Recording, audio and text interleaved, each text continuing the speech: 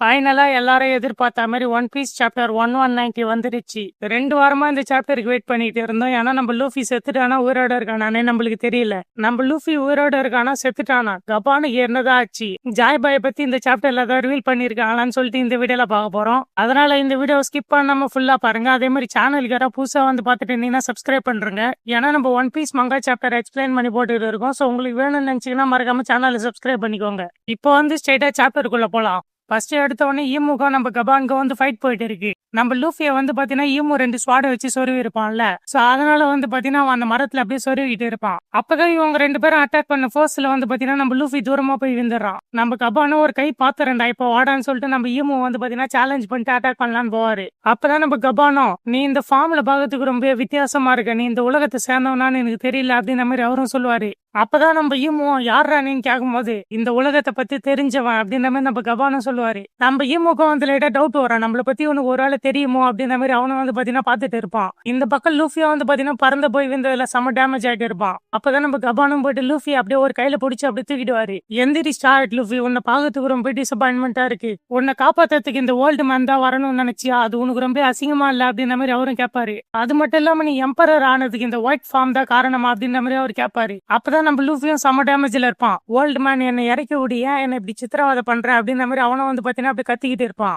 டேய், இப்ப நான் ஒரு முக்கியமான விஷயத்த சொல்ல போறேன், நீ இந்த இடத்துல செத்துட்டேன்னா என்ன ஆகும்னு எனக்கு மட்டும்தான் தெரியும் அப்படின்ற மாதிரி நம்ம கபானும் சொல்லுவாரு.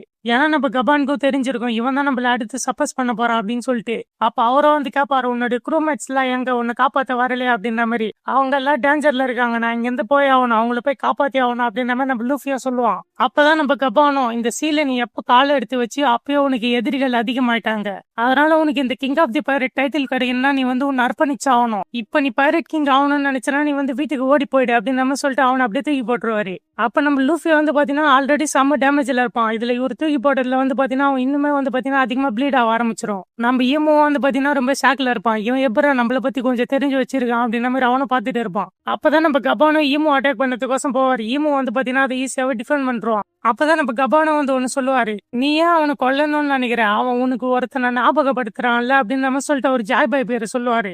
நம்ம ஈமோ வந்து ரொம்ப ஷாக் ஆயிடுவான், யாரா நீ என்னை பத்தி அப்புறம் அவ்வளவு தெரிஞ்சு வச்சிருக்க அப்படின்னு நம்ம கபானை பார்த்து கேட்பான். அப்ப நம்ம ஈமோ வந்து பாத்தீங்கன்னா ரொம்ப டென்ஷன் ஆயிட்டு நம்ம கபானை அட்டாக் பண்றான். அப்பதான் நம்ம கபானோ, என்ன யாரு நான் கேட்டேன், எனக்கு ஜாய் பாயை பத்தி தெரிஞ்சுக்க இன்ட்ரெஸ்ட் இல்ல, அது மட்டும் இல்லாம அது எனக்கு அவசியமா இல்ல, இருந்தாலும் என்னுடைய கேப்டனுடைய ட்ரீமை பாக்கிறதுக்கோசம் நான் ஒரு கூட கடைசி வரைக்கும் டிராவல் பண்ணேன் அப்படின்னு நம்ம கபானோ சொல்லுவாரு. கேப்டன், நான் நீ யார சொல்ற அப்படின்னு நம்ம ஈமோ கேட்பான். அந்த இடத்துல வந்து பாத்தீங்கன்னா ஈமுக்கு தெரிஞ்சிடும் இவன் வந்து ராஜர் பைரட்டை சேர்ந்தவனான்ட்டு. இப்போ வந்து பாத்தீங்கன்னா நம்ம கரெக்டா ஈமு கேப்டன் சொன்ன உடனே இந்த இடத்துல வந்து பாத்தீங்கன்னா ஃபியூச்சர் கேப்டன் நம்ம லூஃபியை வந்து பாத்தீங்கன்னா ஓட காமிச்சிருப்பாரு. அவன் வந்து பாத்தீங்கன்னா செம டேமேஜ்ல இருப்பான், ரொம்ப ப்ளீட் ஆயிட்டு இருக்கும். என்னை வந்து யாராவது காப்பாத்துங்க அப்படின்ற மாதிரி அவன் கத்திக்கிட்டு இருப்பான். அப்பதான் நம்ம கபானோ, என்னுடைய கேப்டனை பத்தி நீ கேட்ட, அவரு தான் king of the pirate Gol D Roger அப்படின்ற மாதிரி இவரும் சொல்லுவாரு. நம்ம ஈமோ வந்து இன்னும் ரொம்ப பதட்டம் ஆயிடுவான். அப்பதான் அவன் வந்து ஒன்னு ஃபைல்டஸ் அந்த சொன்னதை வந்து நினைச்சு பார்ப்பான், ஏன் அந்த டீனி பேரை வச்சவன கிங் ஆஃப் தி பைரட்னு கூப்பிடுறாங்க அப்படின்ற மாதிரி ஃபைல்டஸ் அந்த கேட்பான். அது மட்டும் இல்லாம அந்த பேரை ஃபியூச்சருக்கு பரப்ப விடாதீங்க அப்படின்ற மாதிரி நம்ம ஃபைல்டஸ் அந்த சொல்லியிருப்பான். அப்படி சொன்னதை வந்து பாத்தீங்கன்னா இப்ப ஈமோ நினைச்சு பார்த்துட்டு இருப்பான்,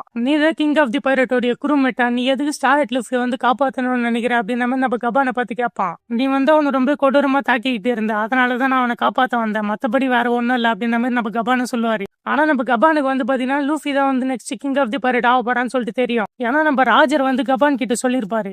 அதை வந்து பாத்தீங்கன்னா நம்ம கபான் நினைச்சு பாப்பாரு. இப்போ அப்ப நம்ம ராஜர் என்ன சொல்லியிருப்பாருன்னா, நம்மளே சப்போஸ் பண்ணதுக்கு இன்னொருத்த பிறந்து வருவான் அப்படின்ற மாதிரி அவர் சொல்லியிருப்பாரு.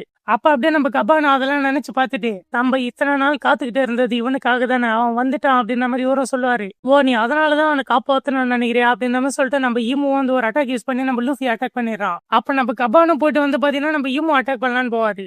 ஆனா ஈமோ வந்து பாத்தீங்கன்னா ஆடம் ட்ரீயை வந்து அப்படியே எரிக்கலாம்னு சொல்லிட்டு பிளான் போடுவான். அதனால நம்ம கபானோ வந்து பாத்தீங்கன்னா அந்த ஆடம் ட்ரீயோட பிரான்ச்சை வந்து அப்படியே துண்டா வெட்டிடுவாரு. அப்ப நம்ம ஈமோ, நீ இன்னுமே கிங் ஆஃப் தி பைரட் குரூல தான் இருக்கியா அப்படின்ற மாதிரி அவரும் கேட்பாரு. அப்பதான் நம்ம கபானோ அந்த பிரான்ச்சை வந்து பாத்தீங்கன்னா அப்படியே துண்டு போடுறாரு 8000 ஸ்லாஷ போட்டு. அப்ப நம்ம ஈமோ அதுல இருந்து டேமேஜ் வாங்காம தப்பிச்சிடறான். இப்ப அப்படியே ரேலம் ஆஃப் டெத்தை காட்டுறாங்க. அவங்க வந்து பாத்தீங்கன்னா அந்த மரம் எல்லாம் அப்படியே கீழே விழுது. இங்க நம்ம நாமி ஊசாப்ல இருப்பாங்கல்ல, சோ அவங்க வந்து பாத்துட்டு இருப்பாங்க.